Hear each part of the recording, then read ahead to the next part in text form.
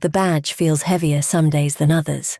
I am a 42-year-old African-American woman named Naomi Carter, and for the last 18 years, I have worn the uniform of the Houston Police Department. I have worked my way up from walking a beat in the sweltering Texas heat to wearing the gold shield of a senior detective in the Major Offenders Division. I have dedicated my life to protecting the people of this city, standing as a shield between the innocent and the dark realities of the streets. Throughout it all, I believed in the absolute sanctity of loyalty, truth, and family. Dear viewers, please let us know where you are watching from and which region or country you are in. Please like this video, watch it until the end, and subscribe to our channel. Your support is very important to us. Thank you so much. My husband, Daniel Carter, was my anchor. Or so I believed. Daniel was a handsome, charismatic commercial real estate developer. When I came home exhausted, smelling of stale coffee and crime scenes, he was there with a warm dinner and a perfectly poured glass of red wine. I trusted him completely. I never looked at his phone. I never questioned his late-night business meetings or his sudden weekend trips to Austin or Dallas. I was a detective at work, but at home, I was just a wife deeply in love with her husband. I had no idea that behind his bright, reassuring smile, Daniel was drowning.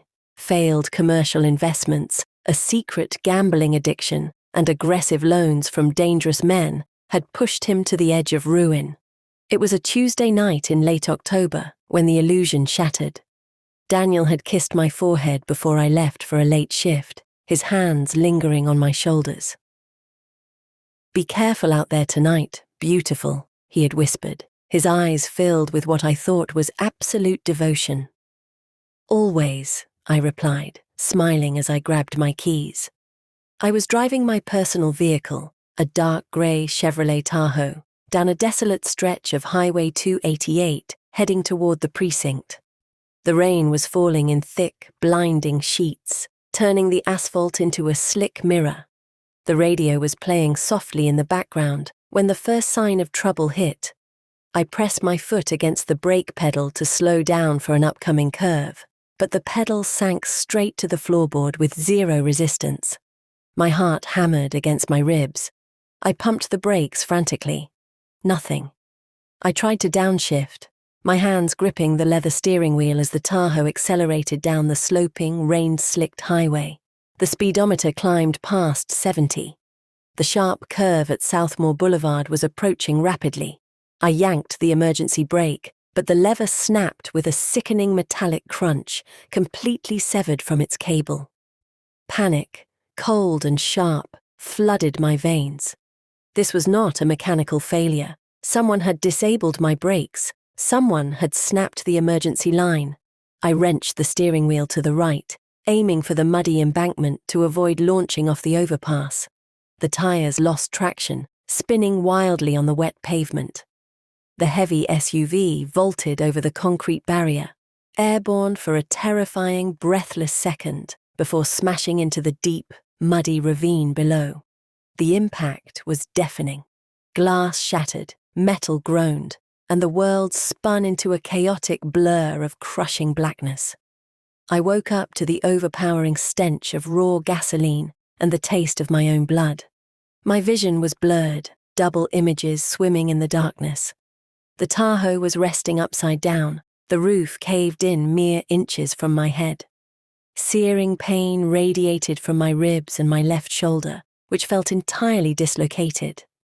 I blinked rapidly, trying to clear the blood from my eyes. Help!" I gasped, choking on the smoke filling the cabin. Through the shattered window, I saw the flicker of orange flames dancing near the engine block. The fuel line was ruptured. The car was going to explode. I reached for my seatbelt, but the buckle was jammed. I fought through the agonizing pain in my shoulder, using my good arm to pull my tactical knife from my belt. With trembling, blood-slicked fingers, I sawed through the heavy nylon strap. I dropped to the crushed ceiling of the roof with a heavy thud. I dragged my broken body through the shattered driver-side window, my hands sinking into the freezing, rain-soaked mud. I crawled, desperate and hyperventilating, pulling myself inch by inch up the embankment. I was barely 20 yards away when a massive concussion rattled my teeth. The Tahoe erupted into a blinding ball of fire, lighting up the dark Houston sky. I collapsed in the mud, staring at the blazing inferno. As the shock began to recede, the terrifying truth settled into my mind. I am a detective. I know what a rigged car looks like. The brake lines were cut. The emergency brake was sawed halfway through so it would snap when pulled. Someone tried to murder me. Footsteps sloshed through the mud. A flashlight beam cut through the darkness, blinding me.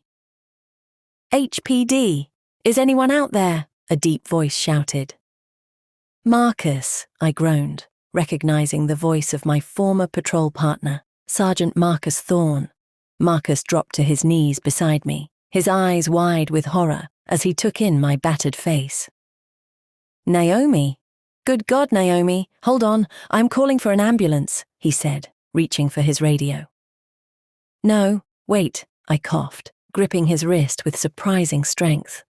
"You need a hospital, Naomi. You are bleeding out." "Listen to me, Marcus. The brakes were cut. Someone wanted me in that fire." Marcus froze, his trained eyes darting from me to the burning wreckage. He knew me better than anyone on the force. He knew I didn't make baseless accusations. "If I go to the hospital right now, whoever did this will finish the job," I whispered, my strength fading. "You have to hide me." Marcus looked at the burning SUV, then down at me. The wail of approaching sirens echoed in the distance. "They are going to find a body in that fire, Naomi," Marcus said, his voice grim. "Whose?" I asked, confused. "I don't know," he replied, pointing toward the passenger side of the burning wreckage. "But whoever set you up made sure there was a burned corpse inside to make it look like you didn't make it out." The darkness finally pulled me under. I drifted in and out of consciousness for what felt like days. When I finally opened my eyes and the world stopped spinning, I found myself in a sterile, windowless room. The constant beep of a heart monitor was the only sound. I tried to sit up, but a sharp agony in my ribs forced me back down. "Easy, detective. You have 3 fractured ribs, a dislocated shoulder, and a severe concussion." I turned my head. Captain Elias Vance, my commanding officer, stood in the corner of the room, arms crossed. Beside him stood Marcus. "Where am I?" I rasped, my throat feeling like sandpaper. "You are in a secure, off-the-books medical suite at a private clinic outside the city limits," Captain Vance said, stepping forward. "Only Marcus, myself, and the doctor who patched you up know you are here." "The accident, the body," I started to say. "It wasn't an accident, Naomi," Marcus interrupted softly. Marcus pulled up a chair beside my bed and leaned in. "We processed the scene before the fire department washed away all the evidence. Your brake lines were cleanly severed. But that isn't the worst part." "Tell me," I demanded. Captain Vance handed me a heavily redacted file. "The body in the car was a Jane Doe, likely stolen from a local morgue and placed in your passenger seat before the crash," Vance explained. "The fire burned her beyond recognition. But whoever planted her also planted your spare badge and your wedding ring in the wreckage." My breath caught in my throat. My wedding ring. I had left it on my bedroom dresser before my shift because the band felt tight. Only one person was in the house. Only one person had the keys to my Tahoe. Only one person knew my exact route to the precinct. "Daniel," I whispered, the name tasting like ash in my mouth. "We pulled his financial records this morning under a shadow warrant," Marcus said, his face hardening with anger. "Naomi, he is completely broke. He owes over $2 million to a cartel-affiliated loan shark, and 3 months ago, he took out a life insurance policy on you." "How much?" I asked, my voice trembling, though I fought to keep the tears back. $5 million, Vance replied. "It pays out double in the event of an accidental death. $10 million, Naomi. A heavy, suffocating silence filled the room. The man I had loved, the man I had built a life with, had meticulously planned to butcher me for cash. "What is the official story?" I asked, my voice dropping to a dead, emotionless calm. "Officially?" "You are dead, Detective," Vance said. "Your husband was notified 4 hours ago." "How did he react?" I asked. "He put on an Oscar-winning performance," Marcus scoffed in disgust. "He wept in the lobby of the precinct. I stared at the blank wall opposite my bed. The Naomi Carter who loved Daniel died in that burning SUV. The woman lying in this bed was a cop, and I had a murderer to catch." "Keep me dead, Captain," I said coldly. Captain Vance nodded slowly. "What do you need from us, Naomi?" "I need to watch my own funeral," I replied. The Houston humidity was stifling, wrapping around the city like a wet, heavy blanket. I sat in the back of a black surveillance van, parked on a small hill overlooking the sprawling Oakwood Cemetery. Through the tinted windows, I peered through a pair of high-powered tactical binoculars. My arm was heavily bandaged and bound in a sling, and I wore a dark hoodie pulled low over my face. Marcus sat in the driver's seat, monitoring a parabolic microphone pointed at the gravesite. Hundreds of police officers in full-dress uniform lined the walkways. The chief of police was there. The mayor was there. A flag-draped casket, empty except for the remains of an unknown Jane Doe, rested on a lowering device over an open grave. And standing at the front, leaning heavily on a cane he didn't need, was Daniel. He wore a sharply tailored black suit. His head was bowed. Every time a fellow officer walked up to offer condolences, Daniel would cover his face with his hands, his shoulders shaking with manufactured grief.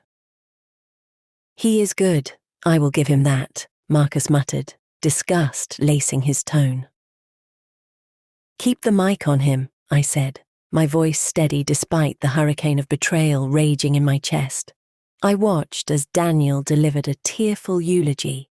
Through the audio feed, I heard his voice crack as he spoke about our beautiful life together, about how I was his rock, his soulmate, his everything. My stomach churned. I wanted to throw the doors of the van open, march down that grassy hill, and put a bullet in his kneecap. But I needed a conviction. I needed to see him rot in a concrete cell for the rest of his miserable life. As the ceremony concluded and the crowd began to disperse, Daniel stood by the casket, supposedly seeking a moment of solitary mourning. But my binoculars caught something else. A blonde woman in a fitted black dress, wearing oversized sunglasses, approached him. "Marcus, zoom in on the blonde at his 3 o'clock, I ordered. The camera in the van whirred, capturing her face on the monitor. She stood close to Daniel. Too close for a casual acquaintance. I watched as Daniel subtly reached out, his pinky finger hooking around hers for a fraction of a second. It was an intimate, practiced gesture. "Who the hell is that?" Marcus asked, typing rapidly on his laptop to run facial recognition. "That is the woman he killed me for," I whispered. Marcus hit a key, and a driver's license photo popped up on the screen. "Chloe Jenkins," Marcus read aloud, 28 years old, luxury real estate agent. She has been renting a high-rise penthouse downtown under a corporate LLC. "Let's see who is paying the rent on that penthouse," I said. Through the parabolic mic, I caught the faintest whisper as Chloe leaned in to pretend to hug the grieving widower. "How much longer until the check clears, baby?" Chloe whispered. 2 weeks, Daniel murmured back, his voice completely devoid of the grief he had projected moments ago. "Just be patient. We are almost free." The basement of the HPD safe house became my war room. The walls were covered in whiteboards, interconnected with red string, photographs, and financial printouts. I wasn't just a victim anymore. I was the lead investigator on my own murder. Because my death was considered an accident, There was no official homicide investigation, but Captain Vance had quietly assembled a ghost team, 3 of our most trusted financial crimes detectives, working entirely off the grid. "Look at this, Naomi," Detective Sarah Jenkins said, handing me a stack of bank statements. I scanned the highlighted lines. Daniel had been bleeding cash for 3 years. "He mortgaged our house twice," I said, staring at the forged signature on the documents. My signature. "It gets worse," Sarah continued. 6 months ago, he made a series of massive wire transfers to an offshore account in the Caymans. We traced the IP address of the account creator. It was registered to Chloe Jenkins. "So they have been planning this for at least 6 months," I noted, pacing the concrete floor. "But Daniel is a white-collar coward. He doesn't know how to hotwire a stolen car from a morgue, and he certainly doesn't know how to rig the brake lines on a Chevy Tahoe without leaving a trace. He hired someone." "We pulled the security footage from your neighborhood the night of the crash," Marcus said, pulling up a video on the monitor. The grainy black and white footage showed my driveway at 2 in the morning, a few hours before my shift began. A dark figure wearing a mechanic's jumpsuit slid out from under my Tahoe, tossed a duffel bag into the trunk of a silver sedan, and drove away. "Can you enhance the plates?" I asked, leaning closer to the screen. "We already did," Marcus smiled fiercely. "The car is registered to a Thomas Tommy Vargas. He is an ex-con who runs a chop shop out in Pasadena. He did 4 years in Huntsville for grand theft auto and insurance fraud." "We bring him in," I commanded. "We can't," Captain Vance interjected, stepping into the room. "If we arrest Vargas, Daniel will immediately know we are running a criminal investigation. He will spook, and he will run before the insurance money even clears. We need him confident." "So we squeeze Vargas quietly," I replied, staring at the freeze frame of the mechanic's face. That night, Marcus and I waited in the shadows behind Vargas's chop shop. When the greasy mechanic finally locked up the heavy rolling doors and walked toward his car, Marcus stepped out, shining a blinding tactical light directly into Vargas's eyes. "HPD, don't move," Marcus barked, his service weapon drawn. Vargas threw his hands up in panic. "I didn't do nothing," he shouted. "Shut up and turn around," Marcus ordered, kicking Vargas's legs apart and snapping handcuffs on his wrists. I stepped out of the shadows, pulling the hood of my jacket back. Vargas turned his head to look at me. The color drained completely from his face. His knees buckled, and he collapsed against the side of his car, his eyes wide with absolute, unfiltered terror. You are dead," Vargas stammered, shaking violently. "I saw the news. I saw the fire." "You did a sloppy job on those brakes, Tommy," I said, leaning in close so he could feel my breath. "Now, you are going to tell me exactly how much Daniel Carter paid you to murder me." Tommy Vargas sang like a bird. Sitting in the interrogation chair in our underground safe house, sweating through his grease-stained shirt, Vargas confessed to everything. He handed over text messages, encrypted emails, and a burner phone detailing his entire transaction with Daniel. Daniel had paid him $50,000 in cash to sabotage my car and source the stolen body from a corrupt morgue attendant. "We have the conspiracy charge," Captain Vance said, looking at the evidence bags lined up on the table. "We have the attempted murder." "It is not enough," I replied coldly, staring at the burner phone. "If we arrest him now, his high-priced lawyers will claim Vargas acted alone and is framing Daniel for a reduced sentence. We need Daniel holding the bag. We need him committing fraud in broad daylight. We have to wait for him to claim the money." The next 10 days were absolute torture. I lived in the shadows, entirely isolated from the world. I missed my friends. I missed the sunlight, and a dark, heavy grief threatened to consume me every time I thought about my marriage. But anger kept me moving. Anger was my fuel. We established 24-hour electronic surveillance on Daniel and Chloe. We tapped their phones and placed microscopic audio bugs in Chloe's downtown penthouse. Sitting in the surveillance van parked 3 blocks from the penthouse, I listened to the audio feed through heavy headphones. "The insurance company called today." Daniel's voice crackled through the speaker.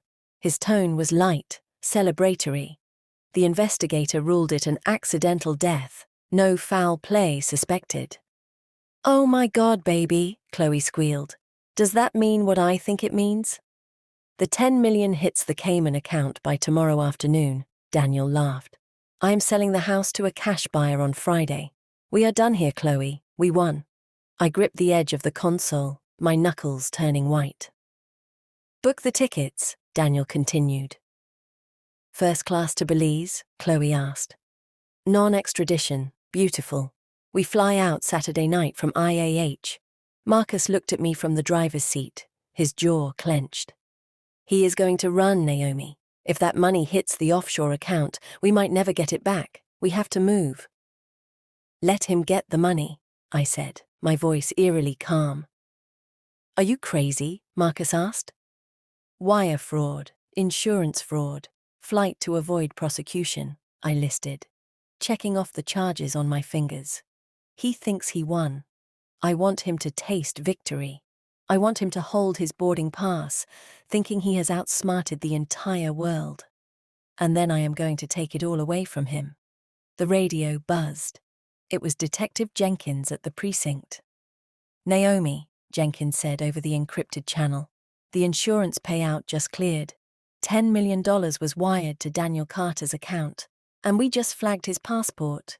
He purchased 2 one-way tickets on United Airlines Flight 884 to Belize. Departure is at 8 p.m. tomorrow." Saturday morning arrived with a torrential downpour, the sky as dark as my mood. I stood in front of the mirror in the safe house bathroom, staring at the woman looking back at me. The bruises on my face had faded to a dull, sickly yellow. My arm was finally out of the sling, though a deep, lingering ache remained in my shoulder. I dressed slowly, deliberately. I put on my tactical cargo pants, my heavy boots, and my Kevlar vest. I clipped my gold detective shield to my belt. It caught the harsh fluorescent light, gleaming brightly. Captain Vance walked into the staging room, followed by Marcus and a heavily armed tactical unit. "Warrants assigned," Vance announced, slapping a thick folder onto the table. "Warrants for Daniel Carter, Chloe Jenkins, and the corrupt morgue attendant. The FBI has also frozen the Cayman Islands account. Daniel doesn't know it yet, but he is currently flat broke."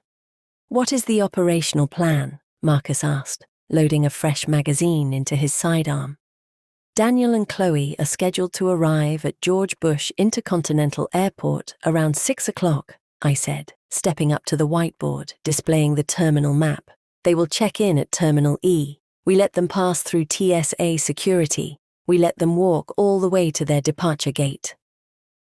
"Why wait?" a tactical officer asked. "We can box them in at the drop-off curb."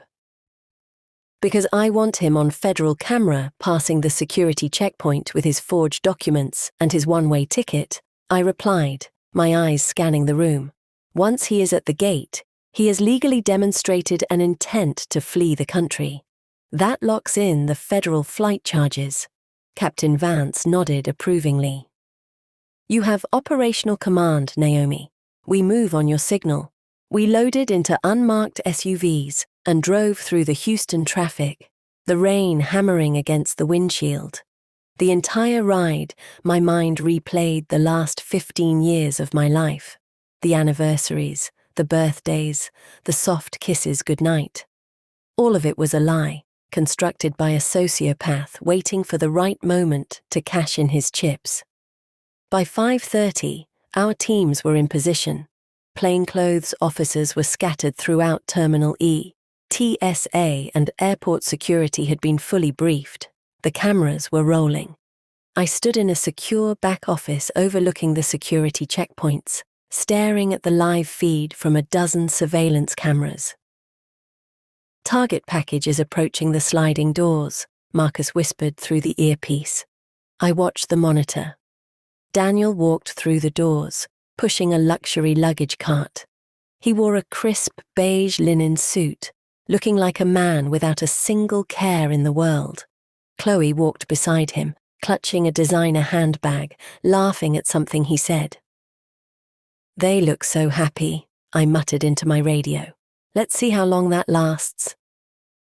Daniel handed his passport and boarding pass to the TSA agent. The agent, acting under our strict orders, scanned the documents, smiled politely, and waved them through. "Targets have cleared security," Marcus reported. "They are heading toward Gate E4. The bustling terminal of George Bush Intercontinental Airport was packed with evening travelers. I walked purposefully through the concourse, flanked by Captain Vance and 4 uniformed officers. The fluorescent lights overhead seemed to hum with electric anticipation. Travelers parted for us, sensing the heavy, authoritative weight of a police unit moving with a singular, grim purpose. "They are sitting at the priority boarding lounge," Marcus's voice echoed in my ear. "Flight 884 is boarding first class in exactly 3 minutes.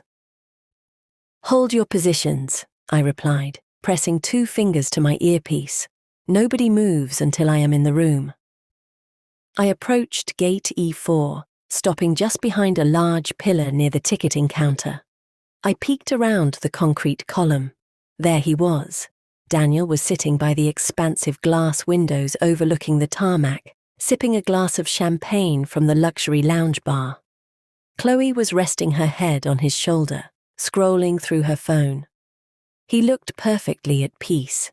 He looked like a man who had successfully murdered his wife, collected $10 million, and beaten the system. The gate agent picked up the microphone. "Good evening, passengers. We are now ready to begin boarding United Airlines Flight 884 to Belize. We would like to welcome our first-class passengers to board at this time." Daniel smiled brightly, drained his champagne glass, and stood up. He grabbed Chloe's hand, leaning down to kiss her cheek. "Ready for paradise?" he asked, his voice carrying over the chatter of the crowd. "I was born ready," she laughed, picking up her bag. They walked toward the boarding tunnel, handing their tickets to the attendant. The scanner beeped a pleasant, green note. "Now," I commanded into the radio. Instantly, from all sides of the terminal, the trap sprang shut. Marcus stepped out from the boarding tunnel directly in front of Daniel, his hand resting firmly on his holstered weapon. 4 plainclothed detectives stood up from the lounge seating, forming a solid wall behind them. Captain Vance flanked the left side. "What is going on?" Daniel demanded, his charming smile faltering as he recognized Marcus. "Sergeant Thorne, what are you doing here?" "Daniel Carter," Marcus said loudly, his voice echoing through the silent gate. "Look, I know you guys are still grieving Naomi, but my flight is boarding," Daniel said, trying to push past. "You are not getting on that plane, Daniel," Marcus replied. "Excuse me?" Daniel snapped, his arrogance flaring. "I am a free citizen. You have absolutely no right to stop me. I am going to call my lawyer." "Call him," Captain Vance said, stepping forward with a pair of heavy steel handcuffs. "But you might want to tell him you are being charged with insurance fraud, conspiracy to commit murder, and flight to avoid federal prosecution." Daniel froze. His face went rigid. "Murder," Daniel scoffed, a nervous, high-pitched laugh escaping his throat. "My wife died in a tragic car accident. You all know that. It was a tragedy." "Turn around and put your hands behind your back," Marcus ordered. "No!" Daniel shouted, stepping back, panic finally bleeding into his eyes as he looked at the ring of officers surrounding him. "You are crazy. My wife is dead. You saw the body. You buried her. She is dead." I stepped out from behind the concrete pillar. The terminal was completely silent, save for the ambient hum of the air conditioning. I walked slowly, deliberately, my heavy boots clicking against the polished terrazzo floor. The crowd of passengers watched in stunned silence as a supposedly dead woman walked into the light. Daniel stopped fighting. His arms dropped to his sides. He stared at me, his eyes widening to impossible proportions. The color instantly vanished from his face, leaving him looking like a terrified ghost. His mouth opened, but no sound came out. He looked at my face, my tactical gear, the gold badge gleaming on my belt, and finally, my eyes. "Hello, Daniel," I said, my voice steady, cold, and echoing with absolute finality. "And Naomi," he stammered, his entire body trembling so violently his knees nearly gave out. He stumbled backward, horrified, as if he were looking at a supernatural entity. How are you?" "I survived," I said, stopping exactly 3 feet away from him. "I crawled out of the mud, Daniel. While you were counting your blood money, I was building a cage for you." Chloe screamed, dropping her designer bag to the floor as she realized exactly what was happening. 2 female officers immediately grabbed her arms, slapping handcuffs on her wrists as she began to sob hysterically. "I didn't know," Chloe shrieked, thrashing against the officers. "He told me it was an accident. I didn't know." Daniel couldn't even look at her. He couldn't look anywhere but at me. Tears, real ones this time, welled in his eyes.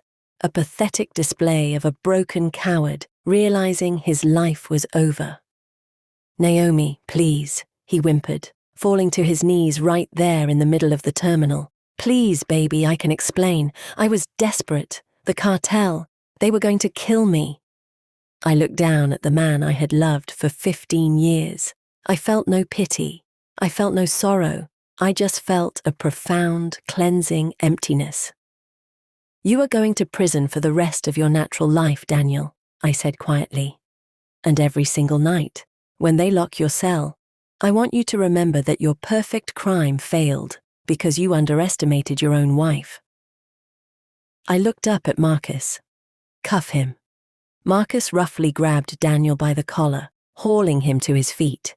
He twisted Daniel's arms behind his back, the heavy steel ratcheting tight over his wrists.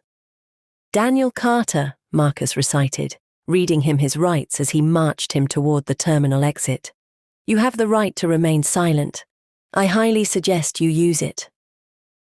I stood near the large glass windows, watching as the flashing red and blue lights of the police cruisers illuminated the rainy Houston tarmac below. The storm was finally breaking. The dark clouds were separating, allowing a faint glow of evening light to touch the horizon.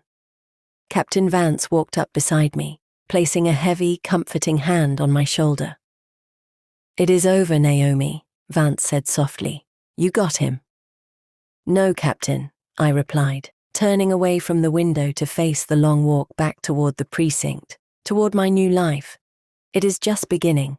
Thank you for watching. Please like the video, subscribe to the channel, and leave a comment. We would love to know what you think.